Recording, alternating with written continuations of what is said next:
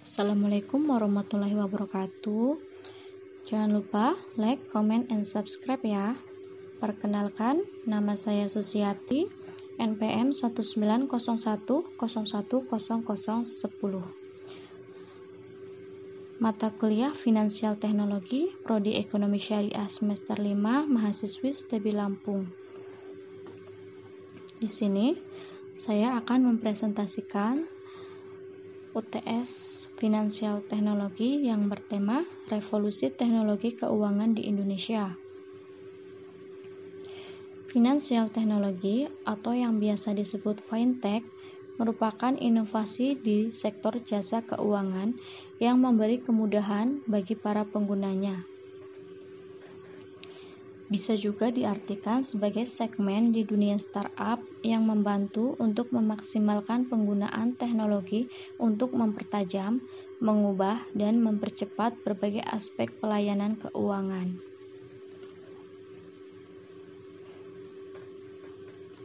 Sehingga mulai dari metode pembayaran, transfer dana, pinjaman, pengumpulan dana, sampai dengan pengelolaan aset bisa dilakukan secara cepat dan singkat berkat penggunaan teknologi modern tersebut. Maka tidak heran jika kemudian finansial teknologi menjadi kebutuhan yang bisa mengubah gaya hidup seseorang, khususnya mereka yang familiar atau bergelut di bidang keuangan dan teknologi. Jenis fintech yang ada di Indonesia. Yang pertama, ada peer-to-peer, P2P lending, dan crowdfunding. Secara umum, adalah metode atau praktek dalam memberikan pinjaman uang kepada individu maupun bisnis atau sebaliknya, yaitu mengajukan pinjaman kepada pemberi pinjaman, yang menghubungkan antara pemberi pinjaman dana dan yang meminjam atau investor secara online. Contohnya aplikasi P2P ini Amarta, Uang Teman, Modalku, Dana Mas, Kredit Pintar. Dan yang kedua ada market aggregator, merupakan salah satu layanan fintech yang menyediakan beragam informasi layanan keuangan, sehingga pengguna bisa membandingkan beragam layanan keuangan yang akan dipilih. Contoh, market aggregator yaitu produk kartu kredit, kredit tanpa agunan, asuransi, sampai dengan KPR dan kredit kendaraan bermotor. Yang ketiga, manajemen risiko dan investasi platform. Sebenarnya sudah lama ada di Indonesia, namun istilah fintech belum seterkenal sekarang karena layanan pinjaman online yang marak. Secara singkat, platform fintech ini merupakan perencanaan keuangan berbentuk digital. Pengguna bakal dibantu buat dapat model investasi yang paling sesuai. Beberapa contoh fintech yang masuk dalam kategori ini adalah Bareksa, Investri, hingga online pajak yang membantu pengguna dalam mengatur pajak. Yang keempat, yaitu payment, clearing, dan settlement. Merupakan produk fintech yang memberikan pelayanan seperti e-wallet ataupun payment gateway. Contohnya yaitu ada GoPay, OVO, atau Sakuku BCA, dan banyak lagi. Pada tiap transaksi yang terjadi di e-wallet tersebut tentu terjadi perputaran uang yang harus dilindungi oleh Bank Indonesia. Peluang terbesar fintech.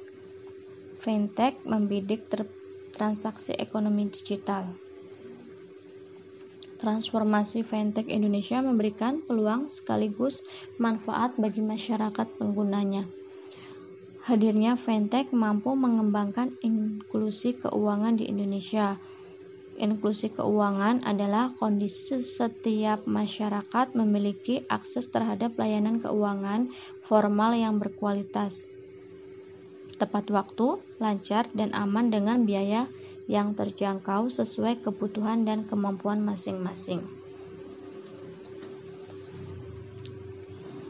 Teknologi finansial atau fintech berpeluang menjadi platform untuk meningkatkan akses pendanaan bagi segmen usaha mikro, kecil, dan menengah atau UMKM, serta keuangan syariah.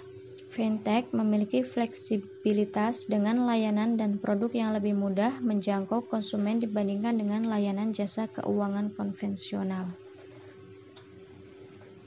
Wakil Ketua Dewan Komisioner Otoritas Jasa Keuangan atau OJK, Nur Haida mengatakan, tingkat penetrasi fintech yang tinggi mampu menjangkau berbagai lapisan masyarakat, terutama segmen yang tidak memiliki akses terhadap keuangan, seperti UMKM.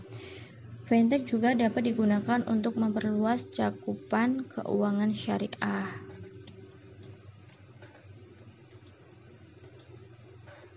Perubahan kehidupan yang disebabkan oleh fintech.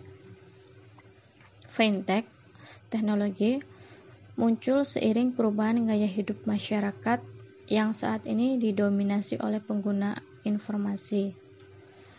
Tuntutan hidup yang serba cepat dengan finansial teknologi, permasalahan dalam transaksi jual beli dan pembayaran seperti tidak sempat mencari barang ke tempat belanja, ke bank atau ATM untuk mentransfer dana, keengganan mengunjungi suatu tempat karena pelayanan yang kurang menyenangkan, pelayanan yang kurang cepat dapat diminimalkan. Dengan kata lain, finansial teknologi membantu transaksi jual beli dan sistem pembayaran menjadi lebih efisien dan ekonomis, namun tetap efektif. Dampak fintech di dunia keuangan. Finansial teknologi peer-to-peer P2P lending memiliki pengaruh positif dan signifikan terhadap pertumbuhan ekonomi. Semakin pesat pertumbuhan peer-to-peer lending di Indonesia, maka semakin positif pula dampaknya terhadap perekonomian Indonesia. Fintech adalah suatu teknologi pembayaran yang juga dapat memberikan keuntungan bagi penggunanya. Maka dari itu, fintech juga memberikan dampak langsung karena fintech akan mengubah sistem pembayaran masyarakat dan telah membantu perusahaan-perusahaan startup khususnya dalam menekan biaya modal dan biaya operasional yang cukup tinggi di awal. Terima kasih, sekian dan terima kasih. Saya akhiri, wassalamualaikum warahmatullahi wabarakatuh.